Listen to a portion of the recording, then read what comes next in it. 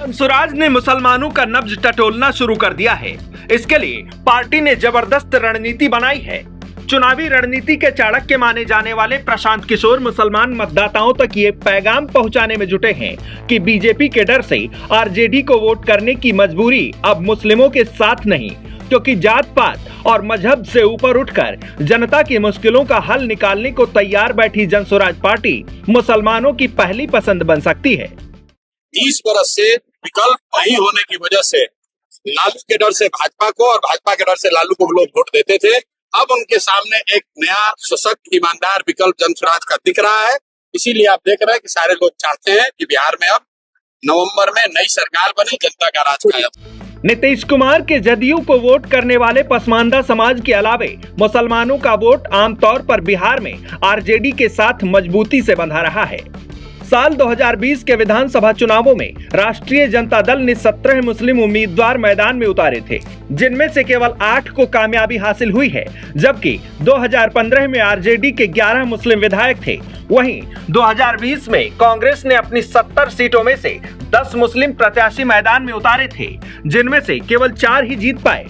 2015 की बात करें तो कांग्रेस के 6 मुस्लिम उम्मीदवारों को जीत मिली थी। अब प्रशांत की पार्टी जंसुराज मुसलमानों को ज्यादा सीटों पर चुनाव लड़वाने का वादा कर रही है, ताकि विधानसभा में उनकी नुमाइंदगी बढ़ सके। जंसुराज ने मुसलमानों को 2025 के विधानसभा चुनावों में 40 सीटों पर उनके उम्मीदवारों को उतारने का भरोसा दिलाया है।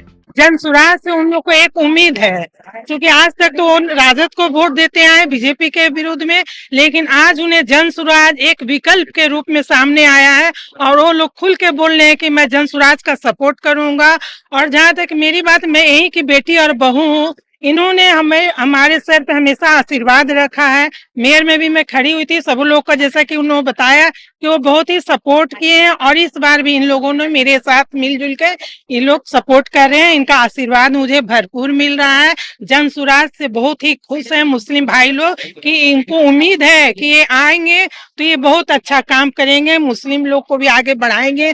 उन्होंने 40 सीट रिजर्व किया है जो मुस्लिम के लिए, इससे इन लोगों में बहुत खुशी है कि पहली पार्टी ऐसी है जो मुझे 40 सीट देने का वादा कर रही है।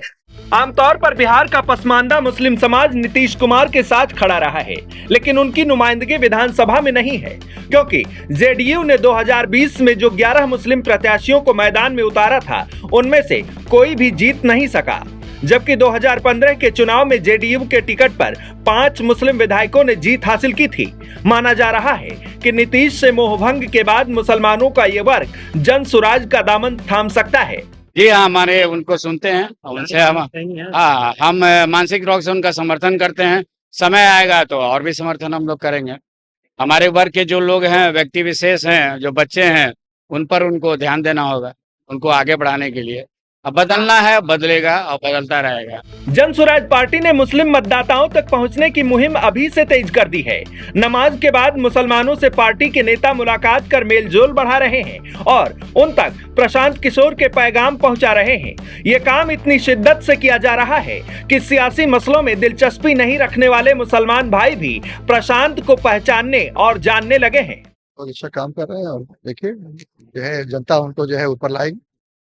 उनकी किन बातों से इत्तेफाक रखा जाता है? हम उनकी काबिलियत को जानते हैं और बाकी जो हम पॉलिटिक्स में है नहीं, उनकी काबिलियत है।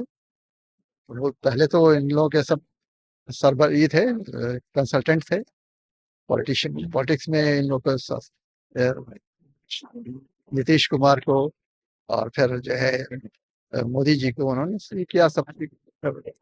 अब अपना उन्होंने शुरू किया है। अल्लाह उनको जो है इसका कामयाबी अता फरमाए। बहरहाल बिहार में करीब 16% मुस्लिम मतदाता है और बिहार की 243 विधानसभा सीटों में से 47 सीटें ऐसी हैं जहां मुस्लिम वोटर अहम भूमिका अदा करते हैं। इन इलाकों में मुस्लिम आबादी 20 से 40% या इससे भी अधिक है। बिहार की 11 सीटें ऐसी हैं जहां 40% से ज्यादा मुस्लिम मतदाता हैं और 7 सीटों पर 30% से ज्यादा। इसके अलावा 29 विधानसभा सीटों पर 20 से 30% के बीच मुस्लिम मतदाता हैं। इसके बावजूद बिहार में 10% से ज्यादा कभी भी मुस्लिम जीतकर विधानसभा नहीं पहुंच पाए। शांत किशोर ने इसी मुद्दे पर अकलियत की कमजोर नब्ज दबा दी है। देखना दिलचस्प होगा कि उनकी यह रणनीति कितना कारगर होती है। पटना से आज की खबर के लिए गौतम मयंक की रिपोर्ट।